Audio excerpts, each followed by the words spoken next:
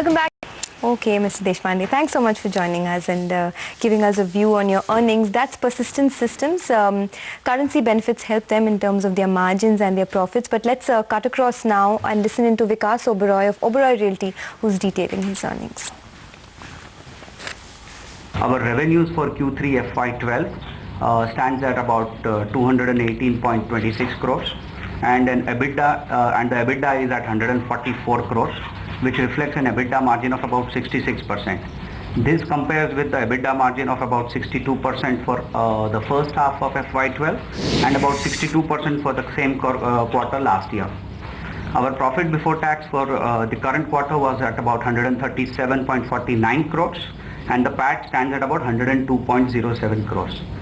Same numbers, or rather for the 9 months FY12, the revenue stands at 690.21 crores and the EBITDA at about 438.64 crores, which is an EBITDA margin of 64% for this 9 months FY12.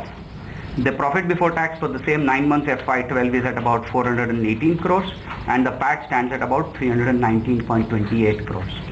Some of the highlights for this quarter were that for one of the projects for which we have not yet commenced revenue recognition, which is Oberoi Esquire, we crossed a cumulative sale value of 750 crores in bookings.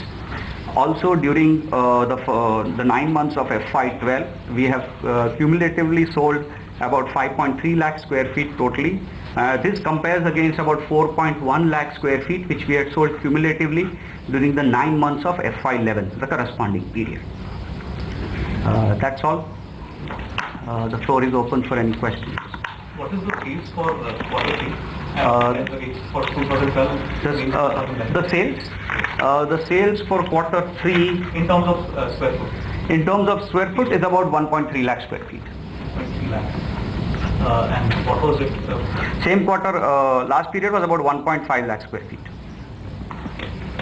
The 5.3 lakh square feet that you mentioned was for last quarter? That was for cumulative 9 months. Because I think the key question this quarter is that your sales are beating certain price increases as well. So going forward, are you going to continue to increase prices, or how do you possibly want to deal with the situation?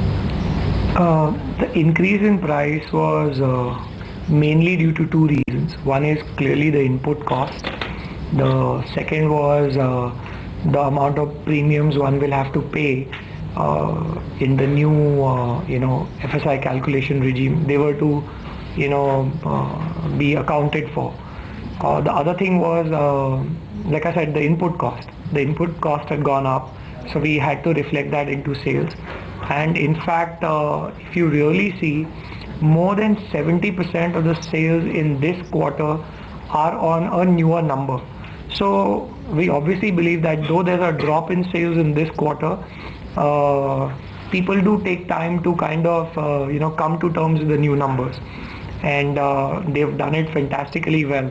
We were not even expecting these sort of sales to happen after we increased the price. Like I said, that we had to pass the cost on to our customer, and that's exactly what we've done. We haven't, if you see the profit margins, they haven't gone up drastically, and they've just gone up by 1% or 2%.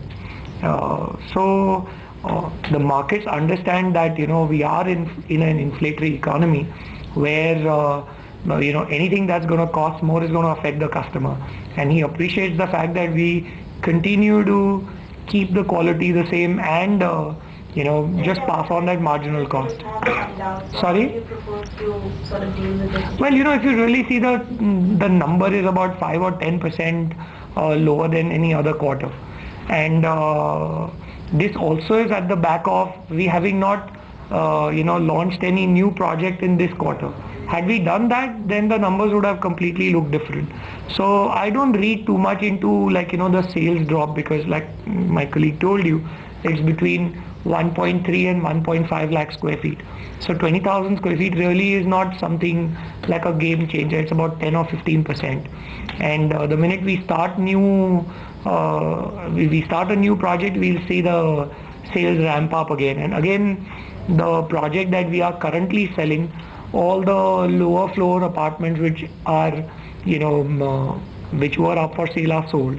So now only the premium flats are left, for which customers trickle in slower. So I don't really read too much into it, and I don't see a worry at all.